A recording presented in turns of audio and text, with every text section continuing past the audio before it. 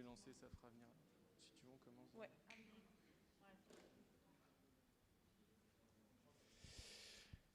Bien, bonjour à toutes et à tous et bienvenue sur cet atelier Agents publics face à l'innovation, seul sur Mars. Je m'appelle Katfish Tomei et je représente l'association Le French Impact qui accompagne l'innovation sociale en France. Alors, l'innovation sociale, c'est les circuits courts, c'est les structures d'insertion, c'est le monde associatif, c'est toute l'innovation inventée par la société pour la société. Et quand on accompagne des porteurs de projets dans l'innovation sociale, on réalise très rapidement que les innovateurs sociaux ont besoin des acteurs publics pour travailler avec eux. Et donc, pour nous, la question de l'innovation publique, l'innovation dans l'action publique est très importante. Pour autant, on a peut-être toutes et tous en tête ces stéréotypes qui disent innovation et administration, ce n'est pas forcément toujours une association évidente. D'où cette image de Matt Damon qui est seul sur Mars, qui serait peut-être l'image de notre agent public en quête d'innovation aujourd'hui, qui cherche à survivre dans un milieu hostile. Et pour autant, si vous avez vu ce film que je vous recommande, Matt Damon, en tout cas son personnage, va chercher dans ce milieu hostile justement des ressources pour innover de manière assez incroyable afin de pouvoir survivre tout simplement. Donc c'est un petit peu la question et le fil conducteur de cet échange, c'est pour réussir la transition sociale et écologique à travers l'innovation, comment est-ce qu'on peut compter sur des agents publics qui savent se servir de l'innovation ? Alors, petite obligation de mauvais jeu de mots lié au grand bain. D'abord, parlons de douche froide. C'est-à-dire que si on fait le bilan de l'innovation sociale, tout court dans le monde, on voit qu'elle est responsable, puisqu'elle fait partie de notre modèle de développement, des dérèglements du monde. Et là, on a un petit schéma qui nous rappelle, petit schéma lié au rapport du GIEC, ce que produisent les modèles humains en termes de futurs effets de sécheresse, de précipitations, de neige, de cyclones. Donc l'innovation aujourd'hui, quand on regarde son bilan social et écologique, elle n'est pas forcément très bonne. D'où l'image suivante. À votre droite, vous avez un start-upper de l'Antiquité qui s'appelle Dédale. Dédale, il a eu une commande de la part d'un autre personnage de la mythologie grecque qui s'appelle Pasiphae et qui souhaite avoir une relation charnelle avec un taureau. Et du coup, notre ami Dédale va construire un dispositif d'innovation qui va permettre à Pasiphae de réussir à tisser un lien avec ce taureau. D'où le Minotaure. Donc une innovation amène au Minotaure. Et donc on va dire à Dédale, tu as amené le Minotaure, tu as créé un problème, donc comment tu trouves une solution innovante pour nous débarrasser de ce Minotaure ? Donc Dédale va créer le fameux labyrinthe dans lequel on va mettre le Minotaure. Mais ce Minotaure, grâce au labyrinthe, va pouvoir continuer à exercer ses crimes. Et donc on va envoyer Thésée pour affronter ce Minotaure. Et Thésée, il va réussir à s'en sortir grâce au fil d'Ariane, qui est une solution préconisée par notre ami Dédale, encore une fois ici présent. Le problème, c'est que tout le monde en veut beaucoup à Dédale après tous ces échecs dans ses innovations. Il va être mis en prison, essayer de s'échapper avec son fils Icare, et on connaît la suite. Les ailes d'Icare vont fondre près du soleil, il va s'effondrer. Tout ça pour dire que dans notre rapport historique à l'innovation, on voit bien qu'il y a un problème entre l'intérêt général et les innovations portées par des particuliers et des puissants.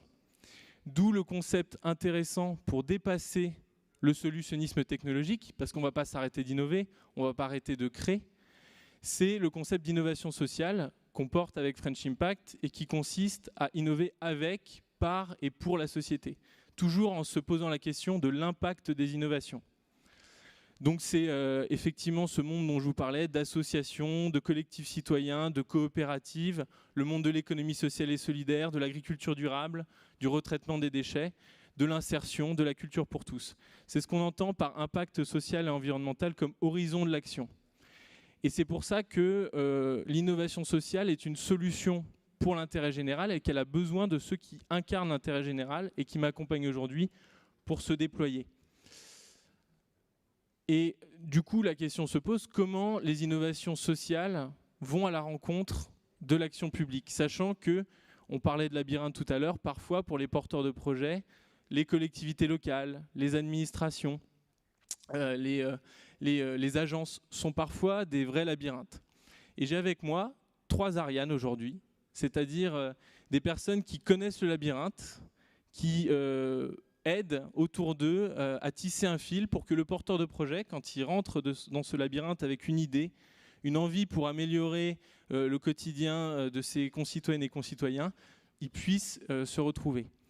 Et à titre professionnel, j'anime un programme qui s'appelle Hacker Public et qui vise justement à fédérer des agents publics qui, comme mes 3 camarades du jour, ont cette envie de faire vivre l'intérêt général aussi en incluant les innovations sociales qui sont développées. Donc vous le voyez, on a parlé d'enjeux de transition sociale et écologique et la première slide douche froide que je vous ai présentée nous en montre l'importance. Et pour régler ce problème, on ne peut pas agir isolément en tant qu'innovateur. C'est-à-dire que French Impact accompagne près de 700 porteurs de projets partout en France sur les champs que je vous ai décrits. Et ils ont besoin des acteurs publics pour se déployer, pour que l'idée qui est développée sur un territoire, si elle est bonne, puisse aller ailleurs, puisse aller dans d'autres territoires et se déployer et passer à l'échelle. D'où la question, comment nos agents publics s'emparent-ils du sujet de l'innovation ? Et donc nos 3 Ariane du jour, et je vais bientôt leur passer la parole, sont Aude Fournier, qui est DGA à la transformation publique à la ville de Marseille, Delphine Laprey, qui est directrice de l'innovation, de l'enseignement supérieur et de la recherche chez la métropole Aix-Marseille-Provence, et Guillaume Hermite, qui, avec de très nombreuses casquettes, est notamment président de l'association des 3e concours de l'ENA, une association de fonctionnaires, et qui essaie de penser justement à comment la fonction publique peut être encore plus efficace et innovante demain. Donc, pour commencer les échanges, je vais passer la parole à Delphine. Est-ce que, Delphine, tu voudrais bien te présenter et aussi parler de la relation que la métropole d'Aix-Marseille entretient avec le sujet de l'innovation ? Volontiers, merci Catfish. Bonjour à toutes et à tous. Alors, je ne suis pas Ariane, mais j'ai quand même un petit fil dans la main qui est le fil de l'innovation, effectivement, qu'on essaie de dérouler sur le territoire, d'une part, et à l'intérieur de la métropole, d'autre part. Donc, je travaille effectivement dans une DGA qui est en charge la compétence développement économique, emploi et attractivité à la métropole. Et donc, on a plus particulièrement dans ma direction en charge les questions d'innovation avec 2 angles d'attaque. Le premier, c'est comment on appuie les acteurs qui sont là pour accueillir et accompagner au quotidien les entreprises innovantes. Donc on a la chance sur ce territoire d'avoir un grand nombre d'acteurs qui accompagnent les entreprises depuis l'idée, depuis leur premier step jusqu'à des phases de maturation et de développement plus élevées. Donc on a des incubateurs, des accélérateurs, des pôles de compétitivité, des technopoles. Enfin, voilà. Et donc c'est cet écosystème-là qu'on appuie, qu'on accompagne et qu'on finance. Et puis l'autre levier qu'on a pour agir dans la métropole, et on va y venir juste après, c'est celui de comment nous, métropole, qui sommes sur un territoire immense, 92 communes, 1 800 000 habitants, donc on est la 2e métropole de France, avec un champ de compétences extrêmement large, et bien comment sur cet immense territoire, on fait en sorte que cet immense territoire soit aussi un immense terrain de jeu pour les entreprises innovantes, et qui puissent, voilà, au travers de l'exercice des compétences, donner une chance aux entreprises innovantes de pouvoir s'exprimer. Donc voilà pour nos missions. Et on a, pour traduire ces missions-là, développé un outil qui s'appelle la plateforme d'innovation Aix-Marseille et qui cherche précisément à rapprocher les besoins d'innovation de cette métropole, qui sont exprimés par les directions métiers. Alors, encore une fois, dans un champ de compétences extrêmement large, qui inclut, vous le savez, ou pas d'ailleurs, la mobilité, la gestion des déchets, la gestion des réseaux d'eau, d'énergie. Donc on est sur des compétences qui sont des compétences sur lesquelles il faut innover, y compris pour répondre aux grands défis que Catfish a rappelé au début de son propos. Et donc cet outil-là, il vise à rapprocher finalement les besoins d'innovation exprimés par la métropole au travers de ces directions avec les solutions disponibles sur le territoire. Voilà, donc le concept est à la fois simple, pratique. On publie sur cet outil des expressions de besoins et on invite les entreprises innovantes, start-up ou pas start-up, du territoire ou pas du territoire. On aime bien les entreprises du territoire quand même, mais on aime bien en accueillir de nouvelles. Et c'est aussi à ça qu'on travaille, bien sûr. Et donc, on cherche à relier les deux. Donc, c'est un outil qui existe depuis tout juste un an. On va fêter le premier anniversaire de cette plateforme courant octobre. C'est un outil auquel on a travaillé un peu à marche forcée avec les équipes qui sont dans la salle que je salue. Et qui a été pensé pendant le confinement comme un outil. On avait une commande sur comment on peut relancer, comment on peut s'inscrire dans cette relance économique. Et donc, on a mis en place cet outil avec quand même l'intention de pouvoir, de se dire que l'innovation, c'était quand même un bon levier pour relancer l'économie. Et donc, c'est dans cet esprit-là et dans ce contexte de Covid et de relance qu'on a lancé l'outil. Et on est assez content aujourd'hui de constater qu'on a publié 25, on doit même être à 26, je crois, depuis hier, appels à innovation, avec 150 réponses qui ont été jusqu'à présent, et il en arrive tous les jours parce qu'il y a un certain nombre d'appels qui sont encore en cours. Donc je vous invite à aller les voir sur la plateforme innovation.amp métropole. Je ne suis même pas sûre que j'ai mis l'adresse sur le slide, mais enfin, en tout cas, vous la retrouverez, innovation.ampmétropole.fr. Donc voilà cet outil qui cherche à connecter la métropole et ses besoins avec l'écosystème d'innovation. Et ce que je voulais dire, parce que pour revenir quand même pour rentrer dans le sujet et faire une transition peut-être avec ce que mes collègues pourront en dire, on a, nous, au niveau d'une DGA dont le métier, c'est encore une fois d'accompagner les entreprises, on a été obligé, en développant cet outil, de s'ouvrir vers nos collègues qui ont en charge ces compétences que j'évoquais, de la mobilité, de la gestion des déchets, de l'eau, d'aller les voir et de leur dire, dites donc les gars, il va falloir publier des appels sur notre plateforme. Et alors là, pas simple, pas simple d'amener. Moi, j'aime pas trop quand même l'idée de l'administration poussiéreuse où il faut, où les gens sont dans leur bureau. Non, on a trouvé des alliés. On n'était pas seuls sur Mars, et on a eu des alliés de poids dans cette aventure-là.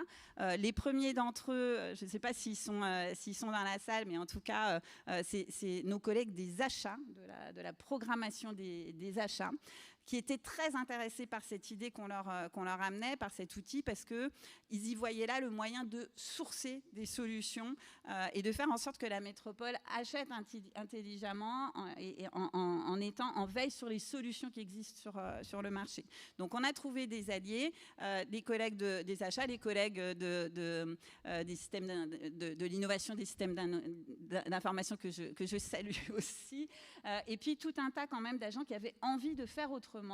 On se situe sur des appels à innovation qui sont en amont de la commande publique. Je vous épargnerai la galère de la commande publique, parce que là, on est effectivement un petit peu quand même dans une administration lourde. Et donc, du coup, on a cherché à faire en sorte que cette administration soit un tout petit peu plus agile. Et pour ça, on a été repérés dans les directions métiers, finalement, les bonnes volontés, les gens qui avaient envie de jouer avec nous, qui avaient que cette idée d'innover, de faire autrement tentait. Et donc, on les a amenés à revoir leur mode d'expression des besoins. C'est-à-dire qu'au lieu de dupliquer des cahiers des charges, parfois très, très lourds, très, très denses, très costauds et pas toujours très, très digestes, et souvent en mode de récurrence de commandes publiques qui se poursuit dans le temps. On les a amenés à... on les a invités à réfléchir autrement, à s'interroger vraiment sur les besoins qui sont ceux du territoire, qui sont ceux des usagers. Et justement, sur le réfléchir autrement, Oui. et merci d'avoir répondu à ma provocation sur l'administration, que je ne juge pas du tout poussiéreuse, mais il y a l'historique de l'administration et puis il y a les agents publics. Et il faut distinguer effectivement les deux, l'héritage d'une administration parfois lourde et la volonté d'agents publics de changer les pratiques, ce qui permet effectivement une vraie transition vers Aude, qui donc porte ce sujet à la ville de Marseille. Aude, est-ce que tu veux bien te présenter, nous parler de ton rapport justement à la transformation des pratiques du côté des agents publics et comment et pourquoi c'est important? Effectivement, merci Catfish et merci Delphine pour l'introduction du sujet. Alors donc moi aujourd'hui, je suis effectivement donc, directrice générale adjointe. Oui, j'enlève mon masque, ce sera plus simple. Donc en charge de transformer les pratiques à la ville de Marseille depuis le mois de juillet. Donc c'est une nouvelle direction générale adjointe qui est issue de la fusion de la direction des ressources humaines, de la direction des systèmes d'information et du numérique, et avec la création d'un laboratoire aussi d'innovation interne qui associe les agents finalement à l'ensemble des changements qui les concernent. Antérieurement, et je suis contente d'être là sur la French Tech ex-Marseille, j'étais au département du Nord à Lille et j'étais déjà bien connectée avec la French Tech Lille, qui est aussi un haut lieu je dirais, de l'innovation technologique et de la Smart City. Donc je retrouve cette belle énergie ici. Voilà. Donc je rentre dans le vif du sujet. Donc évidemment, moi aussi, je ne peux pas m'empêcher de rebondir sur cette idée de innovation et administration. Et après avoir pratiqué un peu l'innovation comme le professeur Jourdain, il y a quelques mois, j'ai décidé quand même de me former un peu aux techniques de l'innovation, et pour ne pas les citer, à l'INSEAD. Et donc, on avait des professeurs de Stanford. Et ce que j'ai retenu, c'était extrêmement intéressant, c'est qu'une des premières choses qu'ils nous ont appris dans les premières heures de cours, c'est s'il n'y a pas d'incertitude, il ne peut y avoir d'innovation. Et donc, là, c'est vrai qu'une fois qu'on se dit ça, on se dit, bon, bah, le but d'une administration, quelle qu'elle soit en règle générale, c'est de gommer au maximum l'incertitude, puisqu'on crée de la norme, des process, des procédures, et on essaye effectivement de cadrer au maximum, que ce soit effectivement tous les dispositifs, mais aussi cadrer au maximum quand même forcément l'activité des agents publics. Et je crois que donc ça c'est la première idée qu'il faut battre en brèche, parce que il y a toujours eu des îlots évidemment d'autonomie, y compris dans les administrations, mais ce serait trop long de le développer là. Mais je crois que ce qui a vraiment changé les choses, et c'est un peu en rebond à ce que disait Delphine, c'est la crise Covid. La crise Covid, elle a mis en lumière énormément de mouvements finalement qui étaient, et d'énergie qui était sous cloche. Je m'explique. Donc quand on s'est retrouvé pendant le confinement effectivement avec des services publics qui étaient, je dirais, en proximité avec la population et qui sont restés là où une grande partie du reste du monde était confinée dans ses appartements ou sa maison, beaucoup d'agents ont dû finalement créer ce que François Dupuis, le sociologue que vous connaissez peut-être, a appelé la désobéissance organisationnelle. Et donc le fameux François Dupuis, j'ai eu cette chance de travailler avec lui quelques semaines, puisqu'il est venu du coup observer dans mon ancienne collectivité un peu ce qui s'était passé pendant la crise et les leçons qu'on pouvait en tirer en termes de management et en termes d'évolution du travail. Et donc il a mené une étude inter-entreprise où il y avait 8 grosses entreprises et donc une seule collectivité qui était, donc, pour ne pas la citer, le département du Nord. À l'époque. Donc, parmi les grandes entreprises, on avait Orange, on avait la Banque de France, Veolia, etc. Donc des belles grosses boîtes françaises. Et là où ça nous a rassurés, c'est qu'il nous a dit qu'en fait, la bureaucratie était présente finalement partout, dans toutes les entreprises. Pas plus dans l'administration, en fait, que dans les grandes entreprises. Donc ça, c'était quand même déjà un point sur lequel je souhaite insister. Et je sais qu'il communique régulièrement là-dessus. Et deuxième élément extrêmement intéressant de cette étude, donc il allait interroger des agents publics, un peu dans toutes nos délégations, sur différents métiers, des métiers opérationnels et des métiers plus fonctionnels, c'est que finalement, l'innovation était partout. Et a fortiori, il a remarqué que dans la collectivité en question, l'innovation avait été extrêmement présente, même plus que dans certaines entreprises privées. Donc ça, voilà, avec des faits et des chiffres, ça a battu en brèche un certain nombre de conceptions, y compris qu'on cultive, nous d'ailleurs, de temps en temps, en tant que manager ou agent public. Et c'était extrêmement important pour moi, à l'époque, de pouvoir, en comité de direction générale, finalement, traduire tout ce que j'essayais, quelque part, de prôner depuis quelques années, justement, en créant un lab d'innovation, etc. Ce qui, pour beaucoup d'agents publics, semble quand même un peu venu de nulle part, venu de Mars. Et pourquoi c'est important pour les usagers, pour les personnes qui sont présentes dans cette pièce, que justement l'administration elle soit innovante et ouverte à l'innovation ? Alors là, on fait un saut tout de suite. C'est qu'en réalité, l'innovation, évidemment, par les agents publics, ce n'est pas une innovation technologique par essence. Elle peut avoir effectivement une conséquence de dématérialisation, elle peut avoir une conséquence de simplification, mais avant tout, c'est une innovation sociale, justement. Et qui dit innovation sociale, c'est tout simplement, moi pour l'avoir pratiqué, et ça parle énormément aux agents publics parce qu'ils travaillent pour l'intérêt général, comme vous le disiez tout à l'heure, c'est qu'en réalité, on remet l'usager au centre de nos attentions et de nos intentions. Et donc, l'usager, forcément, il est mieux compris, il est mieux écouté. Et quelque part, les processus, les procédures et les normes, elles sont créées par des administrations centrales, mon cher Guillaume, parfois déconnectées du terrain, voilà, dans une volonté aussi républicaine, donc d'avoir quelque chose de relativement uniforme, et qui est nécessaire à certains points de vue. Et ensuite, par rapport aux spécificités, qu'elles soient territoriales, qu'elles soient sociales, qu'elles soient économiques, évidemment, il y a une nécessité d'adaptation.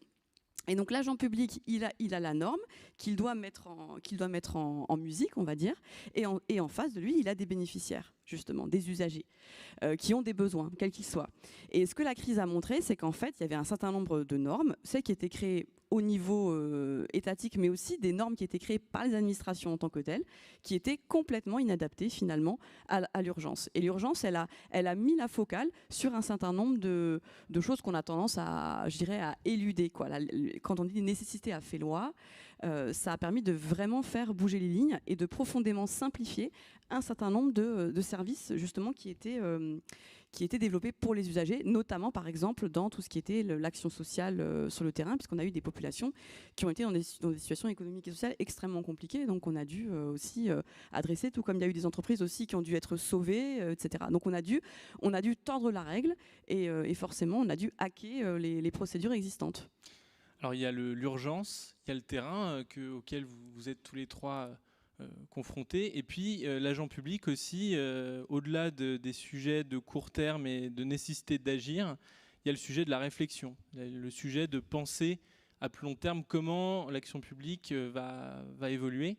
Et j'aimerais donner la parole à Guillaume à présent parce que c'est un sujet qui porte avec l'association NA3C, et puis parce que Guillaume, tu as un parcours qui t'a permis aussi d'avoir différents angles sur la question de l'innovation. Et je trouve ça très intéressant que tu nous partages justement cette évolution dans ta carrière. Merci Catfish, et flatté d'être présenté comme celui qui pense la prospective innovante à long terme, moins comme celui qui agit, mais ouais, de la hauteur.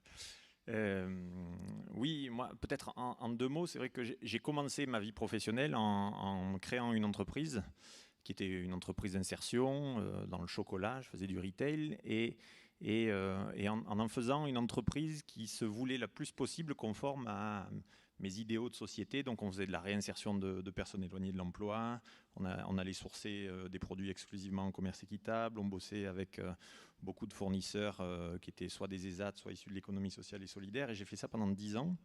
Mais avec une vraie envie et vision d'être un partenaire de politique publique de l'État, un acteur privé à qui l'État avait délégué une mission de réinsertion de personnes éloignées de l'emploi. Et c'est vrai que pendant 10 ans, dans toutes mes relations avec l'administration, qu'elle s'appelle la Directe avant de changer de nom, qu'elle s'appelle les impôts, l'URSSAF, les services vétérinaires, etc., à chaque fois, ma relation a quand même été plutôt dure. J'ai eu l'impression de prendre des murs. Et c'est peut-être un peu maso, mais j'ai fait le choix de vouloir la rejoindre de l'intérieur pour comprendre d'abord ce qui faisait que j'avais eu ce ressenti, et puis pour essayer modestement d'apporter peut-être une culture à la fois plus entrepreneuriale, plus de la PME, plus de la coopération, etc. Et donc c'est le concours de l'ENA qui m'a permis de la rejoindre. Et aujourd'hui, je suis je peux parler avec 3 casquettes. Aujourd'hui, mon métier, c'est d'être magistrat financier à la Chambre régionale des comptes en Provence-Alpes-Côte d'Azur. C'est de contrôler le bon usage de l'argent public et d'en informer les citoyens. Donc on fait de l'audit de gestion des collectivités locales, et le but du jeu, c'est que nos rapports soient le plus lus et compris possible. Et là, il y a une marge énorme d'innovation devant nous pour que cette mission soit mieux mieux mener à bien. Ma deuxième casquette, c'est d'être président de cette association des troisièmes concours qui vise à accompagner des gens qui viennent du privé, qui ont une expérience professionnelle dans le privé, qui veulent rejoindre durablement l'administration parce que... Ok, pardon. Parce que pétri de ce souhait d'intérêt général, d'action publique au sens large, mais avec cette envie d'ouverture de l'administration. Et une troisième casquette, c'est que j'ai aussi un autre engagement associatif pour une association qui s'appelle Départ, qui porte la table de Cana à Marseille, des projets comme Des étoiles et des femmes, qui ont porté par le tissu associatif un certain nombre d'innovations reprise aujourd'hui par des partenaires comme Pôle emploi, les centres de formation, et qui essaie d'ouvrir le premier restaurant de France qui sera ouvert au public dans la prison des Baumettes et qui sera un atelier chantier d'insertion. Avec ces casquettes, je ne sais pas comment répondre à la question. On a peut-être quelques éléments de vision qu'on essaie de développer, notamment dans les troisièmes concours. C'est d'abord une vision sur comment on peut créer, quel peut être le devenir du service public autrement que par une gestion purement bureaucratique, si je fais exprès de caricaturer un peu, mais pour au final délivrer des services demain aux citoyens, aux entreprises qui en ont besoin, aux associations qui en ont besoin, aux collectifs de quartier, etc. Et dans ces 2-3 éléments de vision, il y a le fait que c'est vrai j'ai vu moi en allant à l'ENA à quel point on a cette culture d'une administration qui d'abord se veut être productrice de la norme dans le bon intérêt de tous également, mais avec les effets pervers que ça produit. Ce totem de l'égalité de traitement qui a souvent été un rempart à la coopération de manière un peu concrète, un peu tangible avec telle ou telle entreprise, tel ou tel porteur de solution, quel que soit son statut. C'est vrai qu'il y a un sujet culturel derrière lequel agir. Et demain, faire bouger les administrations vers le fait qu'on aille beaucoup plus hybrider des services avec qui délivreront des services publics et parfois totalement gratuits et parfois payants, avec des modèles de ressources financières qui sont aussi hybrides, etc. et qui demain en fait répondent à des besoins de plus en plus fragmentés, complexes, qui sachent faire du sur-mesure de masse, en gros, individualiser de la réponse à grande échelle. Si on n'est pas capable de faire ça, si nos administrations, ne sont pas en mesure d'innover, pas seulement technologiquement, mais dans leurs pratiques pour délivrer ça, on risque de passer à côté des attentes des citoyens. C'est cet élément de réflexion peut-être qu'on porte.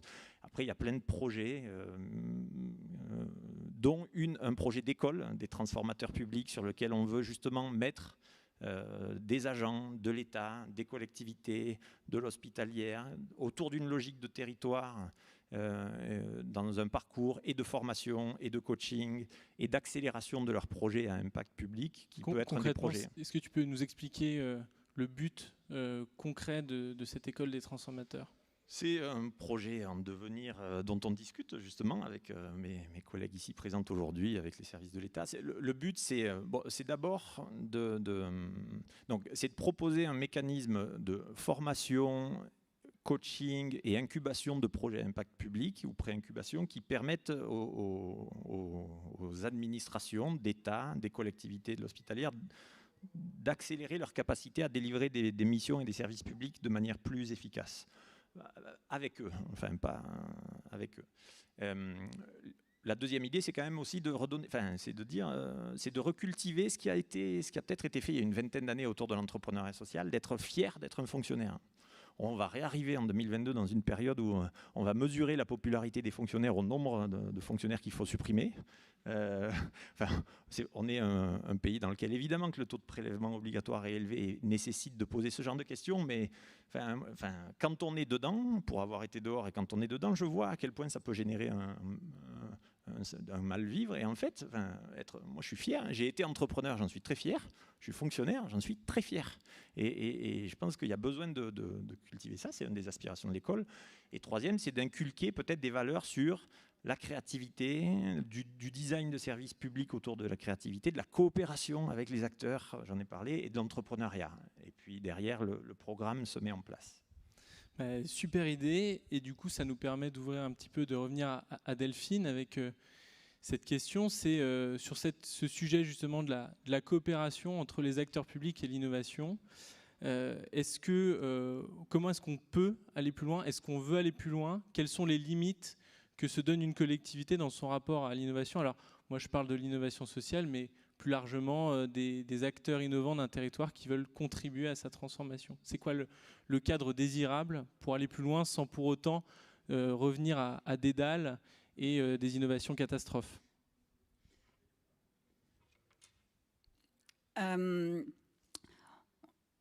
Alors, plusieurs niveaux de réponse. Déjà, on a, encore une fois, ce besoin de connecter, il est une évidence par rapport au fait, ça a été dit par mes collègues, on est là pour rendre des services au public, donc il faut qu'on soit connecté, et ça nous amène naturellement à être en lien et à l'écoute des besoins et à chercher les meilleures solutions pour satisfaire les besoins. Et on a, en tant que collectivité, nécessairement recours à des solutions qui sont pas développées en interne et qu'on va aller chercher sur le territoire. Alors effectivement, la question complexe de dans quel cadre on exerce cette mise en relation. On sent qu'il y a, à nous de trouver les bons leviers pour pouvoir faire en sorte que ce soit le plus efficace et que cette connexion elle s'opère. Étant entendu que, comme l'a rappelé Aude, on a un cadre qui reste très normé, qui est celui de l'achat public avec des règles qui sont extrêmement bien établi, donc qu'il faut intégrer, mais qu'il faut appréhender intelligemment. Et c'est vrai que la réglementation, alors je suis absolument pas une spécialiste de l'achat public, mais c'est vrai qu'on s'est intéressé avec les collègues sur quels sont les leviers qu'on peut agiter activer plutôt pour faire autrement. Donc il y a la réglementation ouvre, il y a une expérimentation d'ailleurs qui a été faite sur l'achat public innovant qui permet sur des montants de moins de 100 000 euros de connecter. Peut-être définir l'achat public innovant pour le alors, public. Je ne suis pas une experte, donc le définir, mais enfin, concrètement, c'est l'idée que la collectivité peut traiter directement avec une entreprise dont elle a repéré le caractère, l'adéquation déjà de la solution avec le besoin qu'elle exprime. Et c'est une solution qui est réputée innovante, donc qui est pas complètement mature, et donc elle va pouvoir établir avec cet offreur de solutions une relation directe qui échappe à la publication d'appels d'offres, qui est la règle de base, c'est-à-dire qu'au lieu d'aller consulter très largement sur la base d'un cahier des charges déjà tout figé, tout écrit, là, on va établir cette relation directe et de gré à gré avec une entreprise innovante, et on va innover avec elle, quoi, en gros. On va développer un nouveau service. Donc voilà, ça, dans la limite de 100 000 euros, ça reste possible. Je crois que l'expérimentation va se terminer, mais enfin, il y a quand même des effets très bénéfiques et on peut imaginer, mais encore une fois, je ne suis pas spécialiste, mais que ce soit quelque chose qui se... Donc voilà, il y a ce levier-là. Et puis, ce que j'évoquais aussi, de penser les choses différemment. Alors ça suppose, mais les collègues l'ont dit aussi, effectivement, dans ce que je décris, il y a quand même l'idée de faire autrement, et ça suppose effectivement de pouvoir former les gens. Et ce que Guillaume indiquait est très important. Il faut qu'on puisse accompagner les agents dans ces processus-là. C'est juste pas tout à fait naturel de faire autrement. Donc il y a le levier de la formation. Et puis je crois que Aude l'a évoqué aussi. Il y a le besoin aussi d'un portage de cette démarche-là au plus haut niveau. Si on veut transformer le territoire, jouer un rôle en tant que collectivité dans cette transformation, il faut que ce soit porté haut et fort par les gens qui décident dans nos administrations. Ça aussi, c'est très important.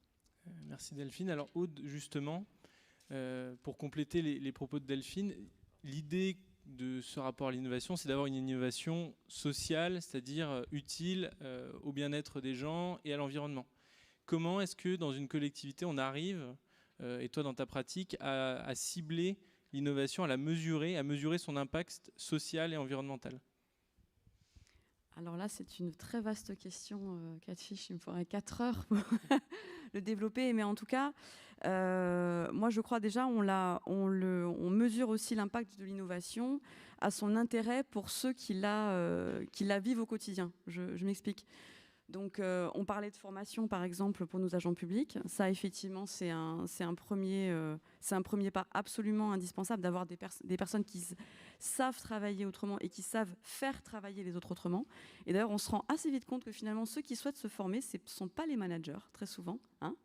Vous êtes d'accord avec moi? C'est beaucoup plus les agents de terrain, et que parfois le management est bloquant en fait dans ces dynamiques-là. Et donc c'est vraiment finalement le principe, je dirais, du design thinking par exemple, qui est très simple à implémenter. C'est quelque part c'est celui qui fait, qui sait. Et donc ça, forcément, ça disrupte complètement la hiérarchie et les modes de faire classiques d'une administration ou d'une entreprise classique, on va dire. Et donc, quand on part de ce principe-là, ça veut dire que finalement, on pratique une ouverture totalement inédite. Et l'idée, c'est de mettre en pratique le plus possible ces nouvelles méthodes. Et quelque part, on a un socle de formation initial qui est nécessaire. Mais moi, j'ai aussi vu beaucoup de personnes qui ont commencé par faire et qui ensuite se sont formées pour aller plus loin, etc. Il y a quelque chose quand même d'assez intuitif dans la coopération. Moi, je suis persuadée qu'en fait, en tant qu'être humain, quand on est pour coopérer. En fait, on commence par imiter ses parents, etc. Et que finalement, c'est les normes sociales qui font qu'on rentre dans des logiques parfois plus de compétition. Et malheureusement, on a un cadre public qui nous pousse aussi à la compétition, notamment sur les questions, comme tu le disais, d'achat public, etc. Et finalement, moi, je mesure l'intérêt de tout ça à l'intérêt très simple que les agents y portent. Et donc, là, je viens d'arriver à la ville de Marseille, donc je ne peux pas encore en parler, mais dans ma précédente expérience où je l'ai vraiment fait sous le radar, au bout d'1 an et demi, sur à peu près 8500 agents, on avait 1700 agents qui s'étaient formés en fait au design thinking. Alors ça peut être, c'est 2 jours de formation, ce qui est déjà assez lourd quand même, hein, parce qu'on avait des agents de tout niveau, y compris vraiment des agents d'exécution.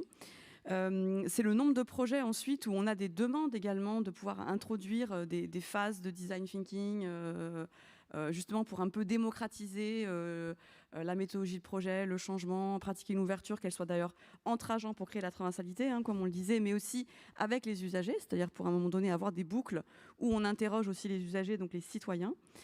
Et quelque part, ensuite, c'est évidemment, c'est ce qu'on appelle les POC, hein, les preuves de concept. C'est-à-dire, en gros, une fois que les agents ont travaillé avec ou sans les usagers d'ailleurs sur un prototype d'action ou sur plusieurs prototypes, finalement, c'est ensuite aller présenter, ce qui est quand même très nouveau pour une administration, aller présenter des prototypes à des utilisateurs et ensuite voir est-ce que ça marche pas, etc. Donc ça, c'est l'approche, on va dire, un petit peu bottom-up. C'est en gros, on a un agent qui a une idée ou qui voit un besoin et puis finalement, limite, il se met dans son petit garage, mais il n'a pas de garage, et puis il travaille seul avec ses collègues pour monter un prototype. Mais ça ne marche pas très longtemps dans une administration où finalement, on a quand même le socle hiérarchique qui est extrêmement important. Et donc, ce qui est absolument fondamental, c'est de pouvoir connecter toujours finalement ce qu'on pourrait appeler le bottom-up et le top-down. Et donc, c'est ce qu'on disait déjà tout à l'heure, c'est que le sponsoring finalement de la direction générale, des élus, est absolument nécessaire pour qu'on puisse ensuite, l'innovation ne fasse pas pchit. Parce qu'une innovation qui fait pchit, c'est dramatique pour les agents qui ont travaillé dessus de façon souvent très engagée pendant des mois, voire des années. C'est dramatique aussi pour le citoyen qui, du coup, n'y comprend plus rien. Et donc, il y a cette nécessité de portage. Et c'est vrai que de ce point de vue-là, les méthodes, certaines méthodes qui sont aujourd'hui utilisées dans le secteur privé, comme le Lean Startup, fonctionnent très bien en fait, dans les collectivités, sous réserve qu'on ait effectivement des ambassadeurs, des agents qui sont formés aussi pour remettre du lien et pour remettre en compréhension globale vis-à-vis de nos élus, de nos dirigeants, des managers, finalement, l'intérêt de tout ça. Donc, il y a un gros exercice d'évangélisation, ça parlera à tous ceux qui travaillent dans la tech et dans l'innovation. Merci Aude. Et Guillaume, du coup, pour un peu compléter ce panorama de comment aller plus loin, est-ce que toi, tu identifies des leviers pour dépasser certains freins sur le rapprochement entre les agents publics, on va dire classiques, dans leur pratique, d'une pratique de l'innovation qui soit plus généralisée, qui soit en tout cas l'innovation sous l'angle de l'utilité pour la société qui est renforcée dans les administrations?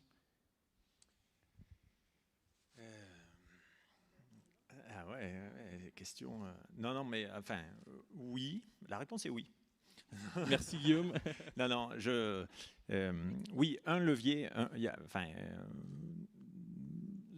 un exemple et un levier sur lequel on veut travailler dans notre formation des transformateurs publics, je vais faire très court, c'est aussi en fait le sens pour soi.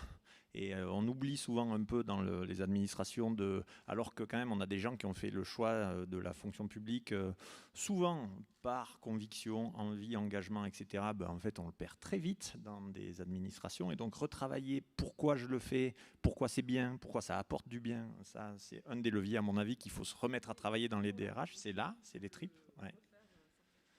Et après, pour coopérer avec Aude sur un des sujets, sur comment on évalue, on mesure que en fait, nos innovations apportent quelque chose, à nouveau, je ne sais pas, mais je sais quels sont les risques que nos cultures administratives peuvent générer. Mesurer en quoi une innovation est bien ou pas par rapport à la finalité initiale que tu as soulevée, essentiel. Qu'est-ce qu'on a apporté de mieux et comment je le mesure? Essentiel. Le risque, dans des organisations souvent assez pyramidales, etc., c'est l'extrait de reporting sur des indicateurs qui, à la fin, en plus, ont longtemps, je l'ai vu, suivi par des tableaux Excel qui, en fait, en termes de fiabilité, d'actualisation de la donnée, etc., sont un peu limite, mais surtout même la perte de sens en réalité. Et donc, moi, il y a des solutions techniques, toute la démarche d'OpenGov, d'Open Data évidemment, et des acteurs de l'État, les startups d'État notamment, des labs portés par des collectivités, etc., peuvent être des solutions avec une solution technique, de l'APIisation de systèmes d'information, etc. Mais ça ne règle pas tout.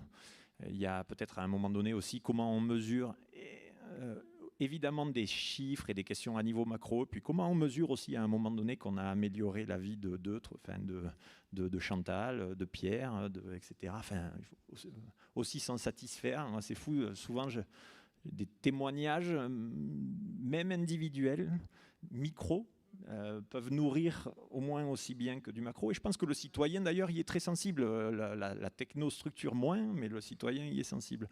Donc, sur l'évaluation, voilà, les risques, en tout cas, de l'extrait de reporting, qui font qu'on a moins d'agents sur le terrain, plus sur les bureaux, et c'est quand même un phénomène qui s'est accru sur ces dernières décennies, c'est le risque de cette culture de l'évaluation. Et on a besoin de toutes celles et ceux qui, dans l'écosystème French Tech, ont aussi réfléchi à ces questions-là. Merci Guillaume. Donc on sent que vous partagez tous les trois le goût de l'intérêt général et du public.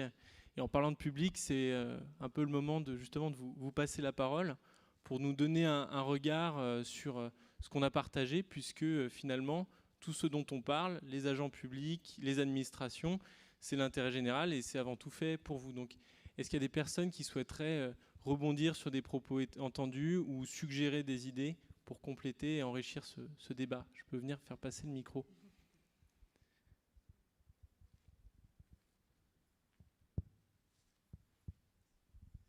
Oui, bonjour. Donc merci pour votre intervention. C'est très intéressant.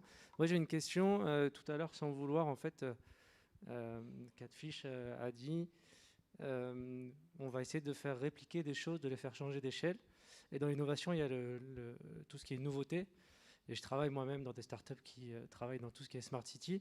Et la difficulté, c'est que souvent, les collectivités ont tendance à vouloir répliquer, à tenter d'essayer de vouloir savoir qu'est-ce qui a été fait avant. Et c'est difficile pour elles de lancer quelque chose de complètement disruptif, comme on dit dans la tech. Qu'est-ce qui est fait aujourd'hui pour lancer des projets totalement différents de ce qui a été fait justement avant, puisqu'on a tendance à vouloir répliquer dans l'administration territoriale?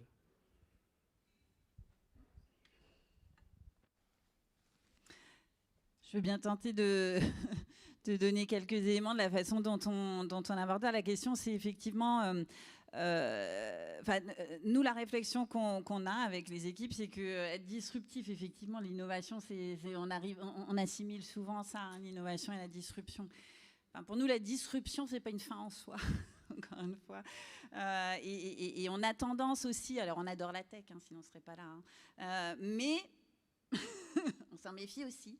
Et on a tendance à être prudent par rapport à ce qu'on pourrait appeler du techno-push, hein, c'est-à-dire vraiment, voilà, de la tech, c'est formidable, c'est digital, c'est formidable.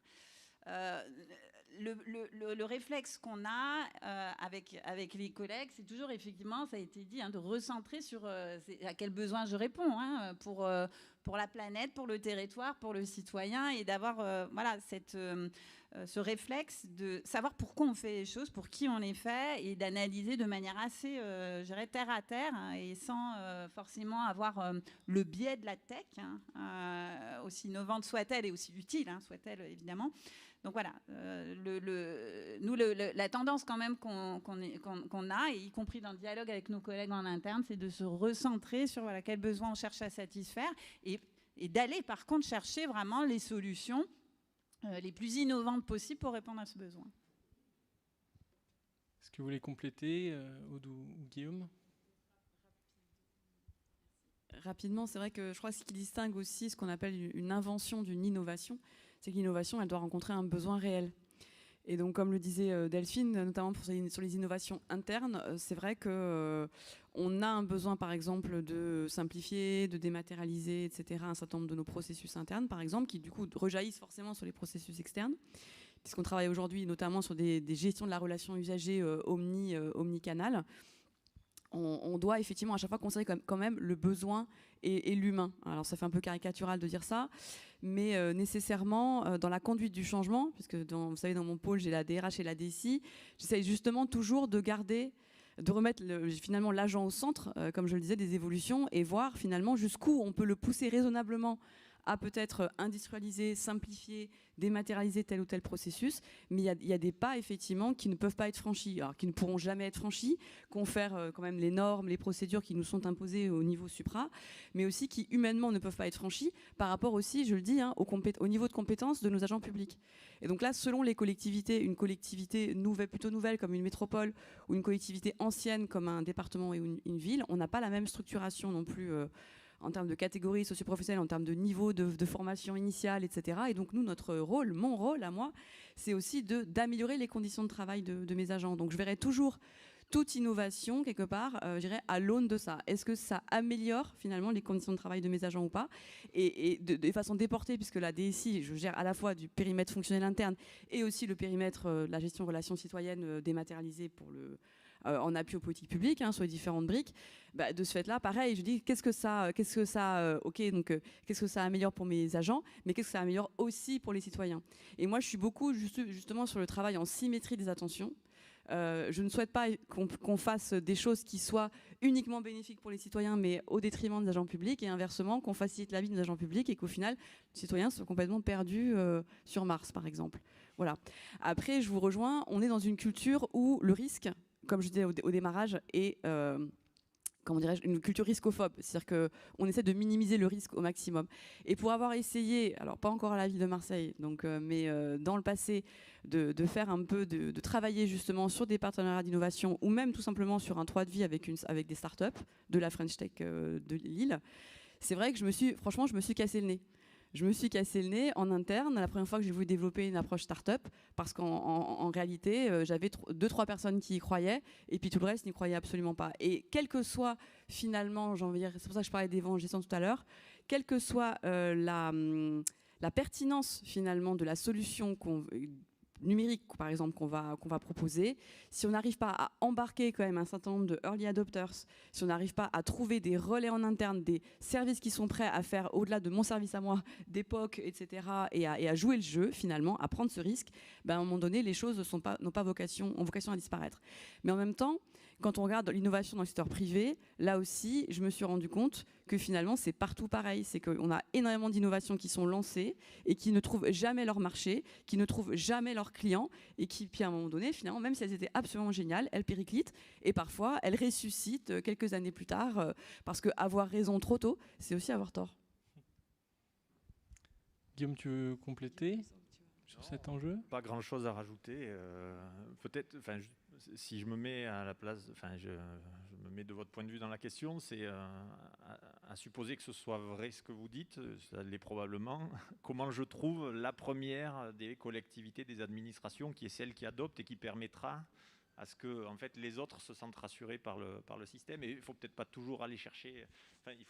c'est une question sur la cible et des personnes et des collectivités vers lesquelles on va. Oui, et on pourra vous dire vers lesquels il ne faut pas aller. Merci. Est-ce qu'il y a d'autres questions, remarques dans la salle? C'est aussi l'occasion pour vous peut-être d'émettre des suggestions, des idées sur c'est quoi l'administration dont vous rêvez, l'acteur public avec lequel vous rêvez d'échanger. Qu'est-ce qui fait que ça facilite les choses pour vous?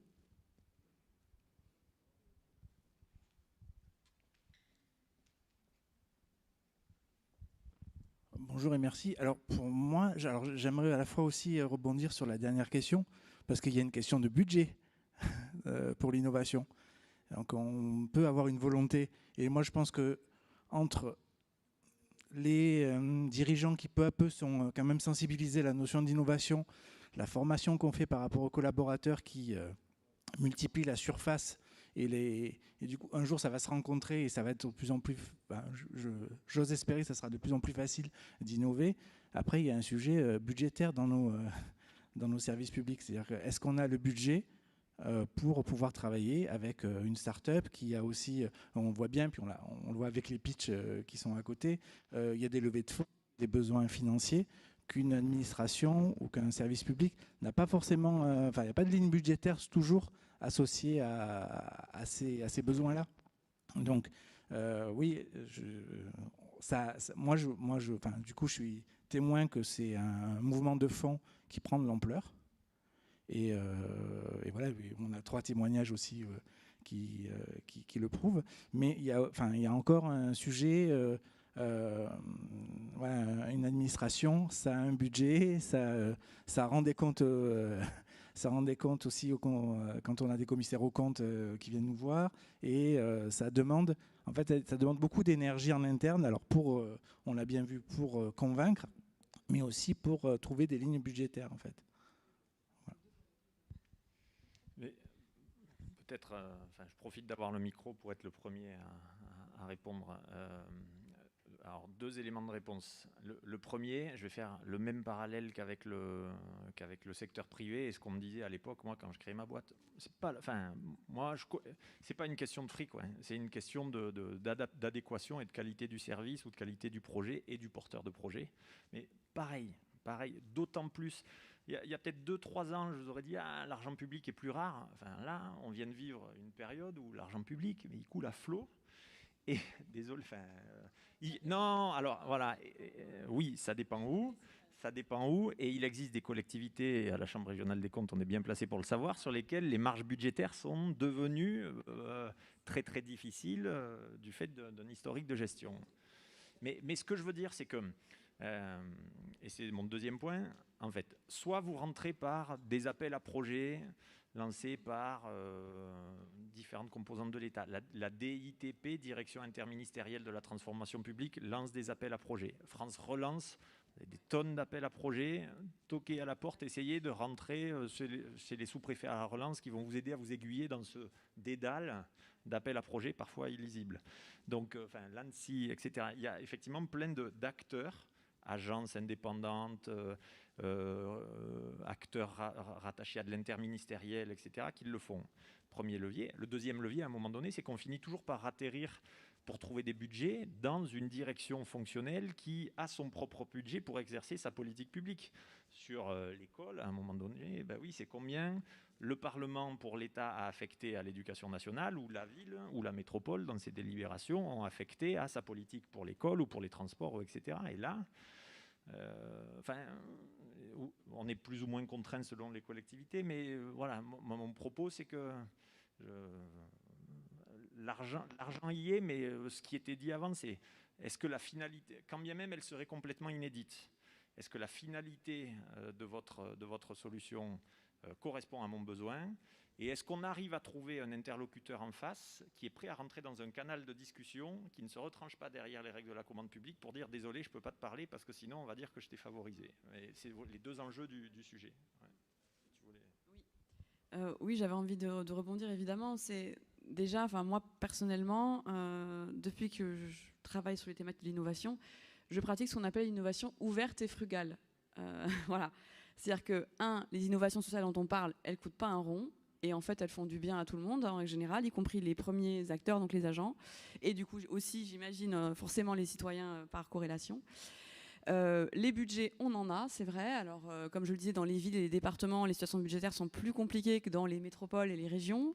Ouais, non, mais Delphine, voilà, quand même, si sur la structure des recettes, n'est-ce pas, notre cher magistrat, hein, voilà. Mais néanmoins, je crois que chaque collectivité, enfin, moi celle où je suis passée, on a quand même des millions de budgets par an, ne serait-ce que sur les DSI ou d'autres effectivement projets.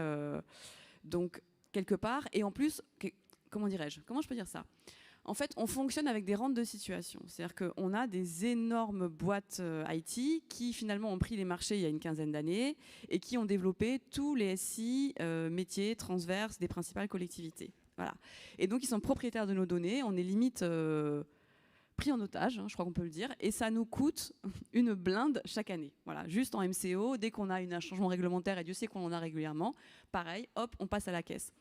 Et une approche qu'on n'aurait pas du tout finalement en sortant toutes ces données-là et finalement en travaillant avec une start-up. Après, là, il y a aussi start-up et start-up. Hein, c'est-à-dire que vous parlez de start-up qui lèvent des fonds. Moi, je ne bossais pas avec des start-up qui lèvent des fonds. Moi, je bossais avec des start-up avec qui on faisait finalement des POC, des prototypes. Et quelque part, on les aidait à rentrer dans le marché des collectivités. Donc, c'était gagnant-gagnant. Et ensuite, c'est des personnes qui, une fois qu'elles ont fait un POC, je sais pas, à la région, un POC à la ville, et ben après, elles peuvent dire, j'ai eu ça comme client. Et puis, elles développent. Et quelque part, elles sont extrêmement agiles aussi, puisqu'elles développent, on va dire, un minimum viable product. Et puis après, le truc, il devient awesome, quoi. Voilà. Donc ça fonctionne plutôt pas mal. Mais on ne prend pas des champions, effectivement, qui vont nous dire ça va vous coûter 2 millions Quoique les 2 millions, comme je disais, les grosses boîtes là, qui ont pignon sur rue, le moindre changement, ça nous coûte du 2 millions. Quoi. Enfin, voilà.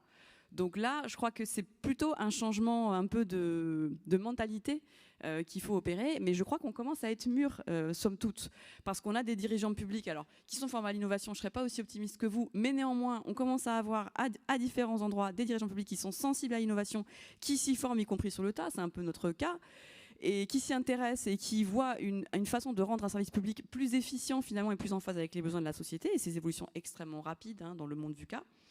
Et puis après, quelque part, c'est à nous justement d'un peu hacker, d'où les hackers publics, le système et de faire des propositions, mais qui soient quand même relativement sécurisées. Et Delphine évoquait tout à l'heure le partenariat d'innovation, par exemple, c'est un terrain de jeu possible.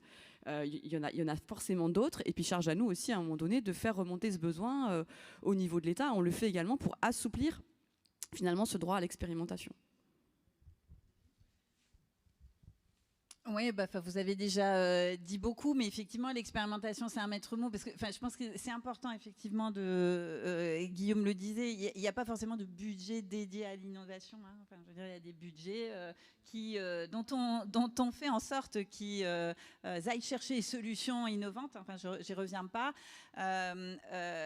Mais il n'y a pas forcément de gros budgets dédiés spécifiquement à l'innovation au sens de l'expérimentation. En revanche, effectivement, sur l'expérimentation, on essaie de développer, alors on va à la métropole, on essaie d'y travailler en tous les cas pour faire en sorte qu'on puisse organiser des challenges qui vont permettre d'expérimenter. Il faut aussi, pour les entreprises, d'accepter l'idée qu'effectivement, quand on innove, on est aussi sur des stades de R&D, c'est-à-dire qu'avant d'acheter fermement un produit sur étagère, on le développe, il faut le tester, l'expérimenter, et c'est ça aussi qu'on va accompagner. Alors pas forcément justement avec les leviers de la commande publique, on va être là plus dans le champ de l'aide au développement, qui est lui aussi extrêmement cadré, hein, les aides aux entreprises. Donc c'est aussi là-dessus, c'est l'Europe effectivement qui nous donne un beau cadre bien.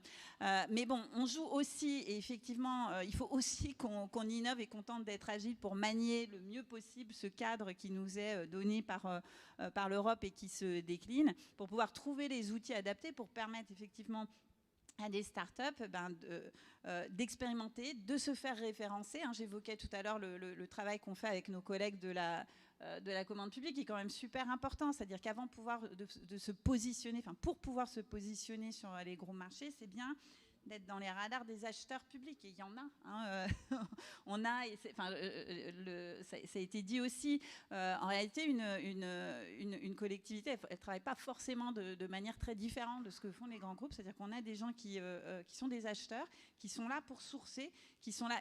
Et je dirais qu'au-delà de signer un contrat, il y a déjà être dans le radar de ces gens-là qui vont acheter, qui vont, pour acheter le plus intelligemment possible, être à l'affût de toutes les solutions. Donc, avant d'imaginer le contrat, je dirais qu'il y a d'autres étapes qui sont adaptées pour des startups, qui sont effectivement être dans les bons radars du sourcing, tenter d'expérimenter, se positionner sur des challenges, voilà, des choses comme ça qui ne sont pas forcément effectivement très riches en budget, mais qui, j'imagine, peuvent être utiles quand même. Merci Delphine. Alors, on avait commencé un petit peu en retard et là, on approche de l'heure qui nous était dédiée. Est-ce que vous avez encore des questions? Est-ce que l'impact du déjeuner qui approche est trop fort? Bon, bah, on va peut-être justement se... Ah, pardon, excusez-moi, je ne vous ai pas vu. Juste une dernière question avant d'aller manger. Je me posais juste la question sur les leviers de motivation que vous aviez ou que vous mettiez en œuvre pour inciter les agents publics à innover, justement, parce que tout à l'heure, vous parliez de redonner du sens. Bon, c'est bien, mais on sait que pour certains, ce n'est pas suffisant. Donc voilà, j'aimerais que vous m'éclairiez par rapport à ça.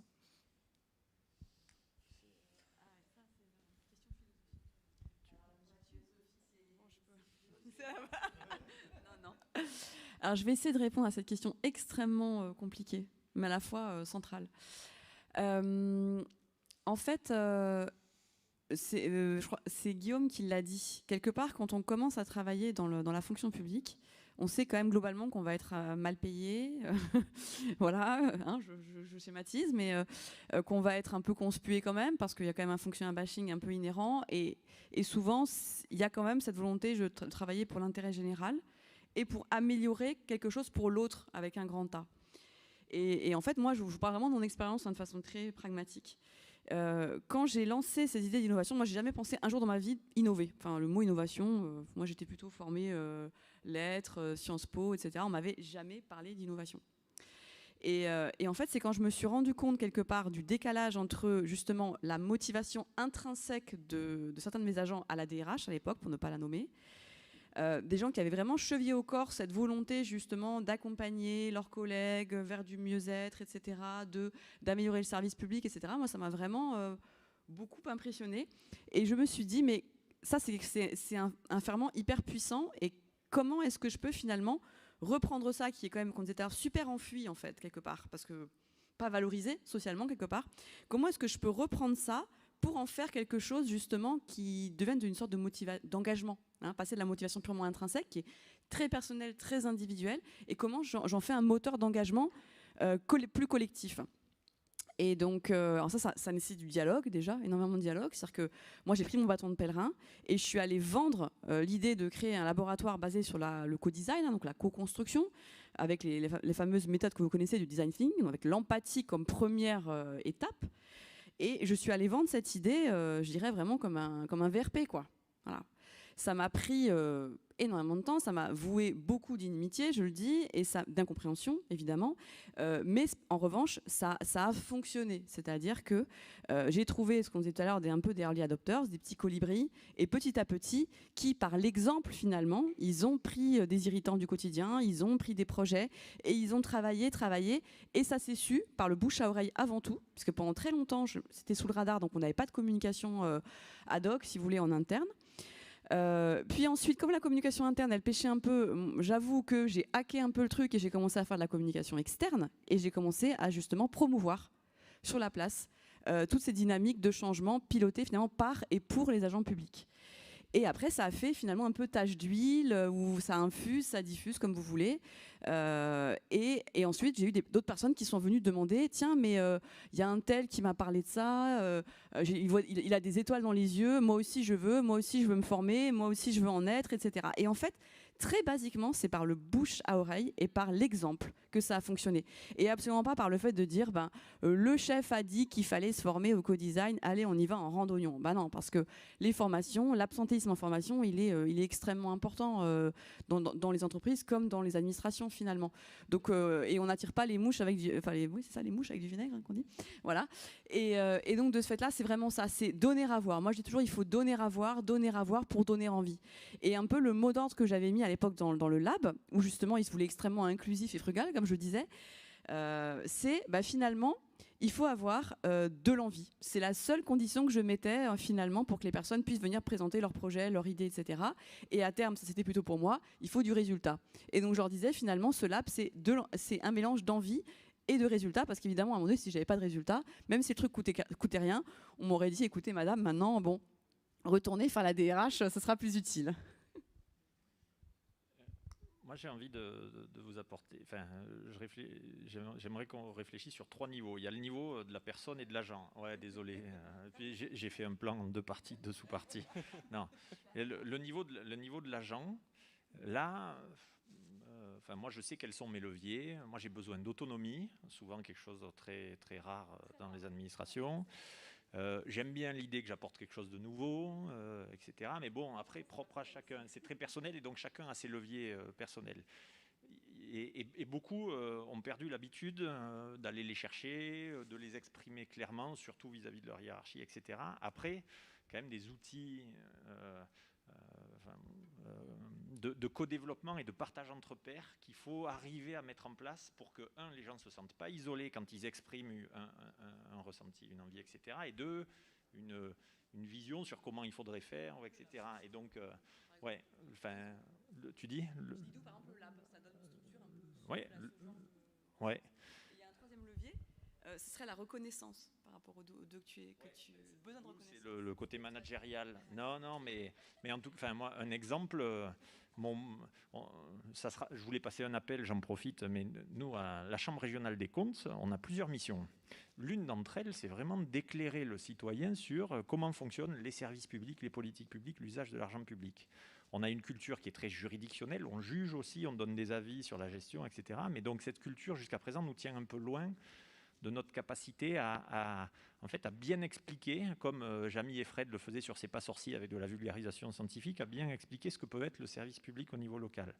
Voilà, j'ai un président de chambre qui est plutôt très allant, qui a compris qu'il y a un vrai enjeu là-dessus, et qui nous dit, qui voulait monter une chambre régionale des comptes, est-ce que vous êtes prêt à le faire? Oui, mais je veux carte blanche. Et je me suis entouré, et en fait le faire en collectif, parce qu'on se protège, on prend vite un taquet quand on fait un truc un peu hors des clous, un peu tout seul, et le risque managérial il est élevé, donc emmener les gens avec soi et exprimer le besoin d'autonomie, moi c'est un des leviers qui est important et qui, je pense, pour pas mal de gens qui ont envie de faire bouger les choses, peut quand même se retrouver. Il y a le levier managérial. Comment on accompagne le management dans l'école des transports publics, c'est un des trucs qu'il faut qu'on craque. C'est comment, en fait, la chaîne hiérarchique tolère, accepte le degré d'incertitude, l'autonomie, pas toujours comme on a fait jusqu'à présent, etc. Et après, nous, c'est un des enjeux d'ENA 3C, c'est comment, au niveau des règles de gestion de la fonction publique, on crée des conditions statutaires de primes, de rémunération qui permettent aussi ça. Parce que pour l'instant, on a un système un peu cadenassé à mon sens. Il y a des chantiers sur la réforme de la fonction publique en cours. Donc, perso, managérial, règles statutaires, indemnitaires, je n'ai pas toutes les solutions, mais c'est les champs sur lesquels on essaie de faire avancer les choses. Oui, je vais y aller aussi, quoi. Le sujet est passionnant, on a faim tous, mais quand même, juste 3 mots aussi. Effectivement, ces petites étoiles qui brillent dans les yeux des fonctionnaires, c'est quand même vraiment quelque chose qui existe, quoi, hein. C'est pas juste de la philosophie. On en voit tous les jours des gens qui ont envie. Et effectivement, le premier point, c'est d'arriver à les repérer, quoi, ces étoiles dans les yeux. Et effectivement, quand on se balade entre de la mobilité aux déchets, en passant par la gestion des ports, etc. C'est arrivé à voir avec qui a envie de jouer, je disais tout à l'heure. Donc ça, et puis une fois qu'on a repéré, c'est aussi bien de relier, c'est-à-dire effectivement qu'on n'est pas seul sur Mars et que on est plusieurs à avoir envie, à partager cette envie. Et pour ça, on a effectivement des outils, et cette plateforme modeste mais géniale dont mais très modeste, dont je parlais, mais elle a aussi quand même cette intention-là. Et puis aussi, le troisième truc, et c'est aussi une dimension de cette plateforme avec laquelle ça me semble intéressant de terminer, en tout cas mon propos, c'est de dire que on repère, on relie et puis on ouvre aussi. Parce qu'effectivement, on n'est pas... une collectivité, c'est aussi effectivement une organisation qui doit être ouverte, des gens qui innovent à l'intérieur. C'est intéressant de les relier entre eux, c'est intéressant aussi de les connecter avec d'autres gens qui innovent dans d'autres administrations ou dans d'autres grands groupes, parce qu'on s'est aperçu, et on a réuni récemment un groupe de travail, enfin un atelier avec des gens qui font de l'innovation dans des grands comptes, publics ou privés. Voilà, on s'est rendu compte qu'on avait tous les mêmes questions, tous les mêmes problématiques, et que c'était quand même assez intéressant finalement de se le dire entre nous, de se le partager, de chercher, de voir quelles sont les solutions qu'on a essayé de trouver, de les partager entre nous. Donc voilà, ces trois mots. Merci beaucoup à tous les trois. Je vous demande de les regarder, ces trois-là, parce que c'est des pépites, dans le sens où ces trois Ariane, au quotidien, ils font partie des gens qui m'aident à permettre que des douches cycliques économes en eau et en énergie développées à Toulouse reçoivent un agrément au ministère de l'écologie. Ils m'aident à ce qu'un système de crèche innovant à Mayotte qui permet d'accompagner des familles sur des territoires très pauvres dans de la garde d'enfants émerge parce qu'ils sont tellement innovants qu'à l'origine, le ministère des Santé et de la Solidarité ne les reconnaissait pas. C'est grâce à des pépites comme eux qu'on fait reconnaître le projet et qu'on l'aide à avancer. C'est pareil pour les projets en économie circulaire, sur des sujets de compost de couches, par exemple. On est sur... on porte avec French Impact beaucoup de porteurs de projets. On les accompagne. Et ceux qui réussissent, c'est ceux qui réussissent en général, puisqu'ils sont dans de l'innovation sociale et de l'intérêt général à travailler avec le public. Et ce n'est pas tous les jours qu'on a la chance d'avoir des agents publics qui prennent le temps, l'énergie de se poser des questions nouvelles. Et c'est pour ça qu'au-delà de leur intervention, je vous demande de les applaudir aussi pour ce qu'ils apportent au quotidien. Merci à tous les trois. Bravo. Et merci à mes équipes qui sont dans la salle. J'en profite. Et maintenant, bon appétit.